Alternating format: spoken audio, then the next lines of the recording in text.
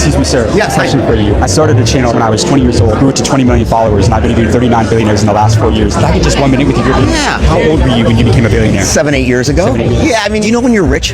When you have 25 times your annual spend. So if you live on $1,000 a year, you're rich at 25,000. People say, well, I want 10 million, I want 12 million. That's the wrong idea. The right idea is how much does it take for you to live the life you want to live? You have a very interesting philosophy on wealth in terms of being open about it with your family, which is maybe controversial to some people. Could you explain that philosophy for my viewers? Well, sure. I mean, number one is that I often say when kids are growing up, we've been taught to talk about sex and not money. And so the answer is money is much more important. What I didn't want to do is leave a family and they look like, what do I do with this money? How would dad have done it? Why don't you watch me? Let me show you how I am. And by the way, I want to watch you. There's nothing better than watching your kids enjoy wealth. Like, do I really want to be dead and now my kids are having a great time? I want to watch them now build a new house, start a business. And what was the best advice that you received throughout your career? You talk about good advice. One of the most interesting pieces of advice I got was from President Clinton. I was his pilot. And he used to start a conversation. He would say something like, I don't know you very well, but I sleep way too long. And he would say to me, when you meet someone, if you start a conversation by displaying one of your faults, you're telling people you trust them. So now when you go to your kids and you want to create trust with them, you have to tell them secrets. They always say, well, if my kids knew how much money they have, they'd be spoiled. They wouldn't work. Well, then you didn't raise your kids right. Right? If that's the kind of kid you raised, you had a different problem. How old are you now? 69. You're 69? You look stop. amazing.